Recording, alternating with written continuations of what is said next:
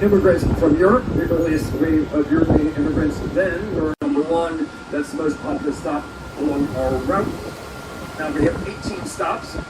The length of the route is 11 miles and each route takes 90 minutes. We have, I think, 5 buses running today with 6 teams. So we rotate out from time to time with drivers and guides. So if you're riding the bus throughout the day, chances are you'll get more than one guide and one driver. As far as safety, to the public, walking trails, landscaping, open during the day, closed at night. And this portion, on your right, Congo Square. For those of you in the world for the first time, also, if you're on the bus for the first time as well, we recommend you do it, including Marie Laveau, our voodoo queen. There's also a pyramid-shaped tomb inside this cemetery. That's the property belonging to Nicholas Cage, who has spent time here in Rome. The canal is now actually built. But the land remains to this day, and that's why Canal Street is as wide as it is, being 170 feet across, from one side being today's Canal Street. During the colonial period, the 1700s, there was no development along Canal Street between the 1890s and the 1970s. At one time, Canal Street was a major cultural difference between the French-speaking Catholic Creoles and the newly arrived English-speaking Protestant Americans. So much so, the Americans never did live in the French Quarter of Cuba. They instead decided to settle across Canal Street. To your right, that neighborhood becoming known as the American sector. Evidence of a conflict with newly Creoles Americans still exists to this day, with the fact that all streets change their names as they cross Canal Street, as Americans did not want the Hyatt Regency Hotel and the Hilton Riverside Hotel. It is the tallest hotel in the city and the 6th tallest building of all buildings in the city.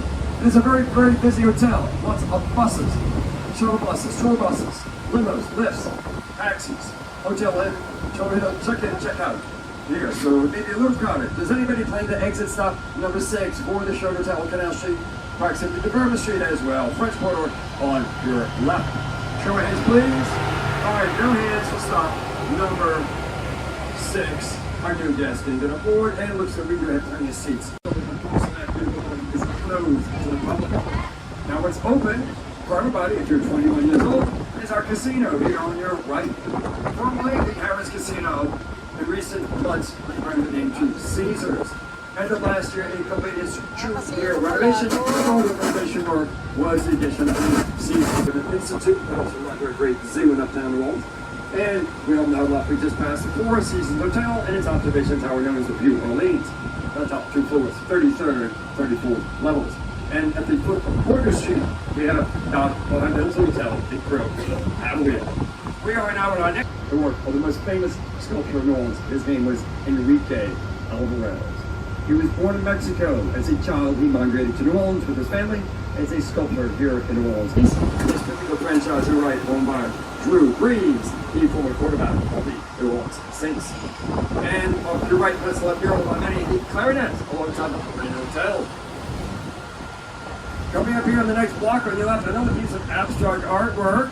It's white in color, and I've entitled this piece, The Dog Biscuit, 1935.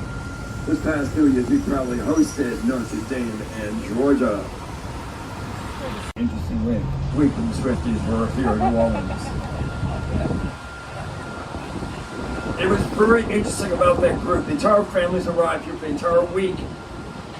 The daughters and the moms went to the show, and the dads and the sons did other things.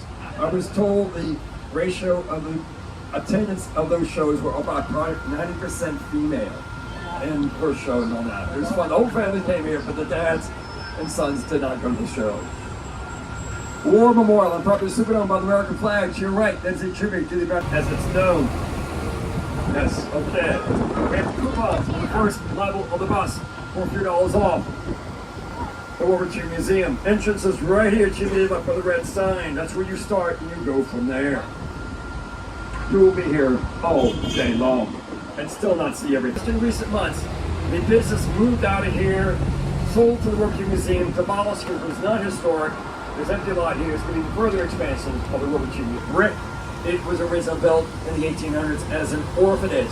Most interesting feature of this hotel today is at the roof line block at the corner. We have another Catholic church. Take note of the woodwork of the front entrances of this church at the corner on your right. This is Our Lady of Good Counsel Catholic Church.